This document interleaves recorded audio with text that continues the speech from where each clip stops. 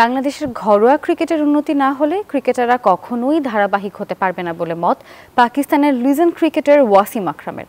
তবে টাইগারদের পেস ইউনিটের প্রশংসাও করেছেন তিনি। দুবাইয়ে গণমাধ্যমের সাথে আলাপকালে এসব কথা হয়েছে তার সাথে। দুবাই থেকে শুভ দেবনাথের আরও একটি রিপোর্টে বিস্তারিত। এশিয়া কাপের আর মাত্র একটি ম্যাচ বাকি, তারপরে নির্ধারণ হবে কার হাতে উঠবে শিরোপা। পাকিস্তানের লিজেন্ডারি বোলার ওয়াসিম আকরাম এগিয়ে রাখলেন ভারতকে। ভারত বেশ এগিয়ে, তাদের ওপেনাররা দুর্দান্ত ফর্মে রয়েছেন। অভিষেক আর গিল তারা ম্যাচ ঘুরিয়ে দিতে পারেন। তবে টি-20তে আগে থেকে বলা কঠিন, যে কোনো কিছুই হতে পারে।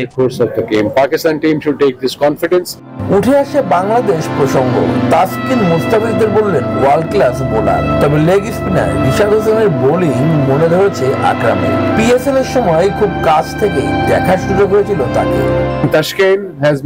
তাসকিন 2-3 বছর ধরে দারুণ বোলিং করছে। মুস্তাফিজও ওয়ার্ল্ড ক্লাস বোলার, তবে রিশাদের বোলিং দেখেছি পিএসএল এর সময়, সে ভালো বোলার।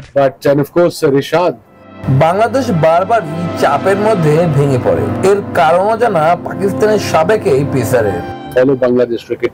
বাংলাদেশের ঘরোয়া ক্রিকেট আমি ফলো করি, সেখানে আরো উন্নতির জায়গা রয়েছে। ঘরোয়া আসরে উন্নতি না করলে এমনটি চলতেই থাকবে। বাংলাদেশের মানুষ তার পছন্দ করেন বাংলাদেশের খাবারও। সময় পেলে আবারও যেতে চান বাংলাদেশের মাটিতে। শুভ দেবনাথ, নিউজ 24, দুবাই, সংযুক্ত আরব আমিরাত।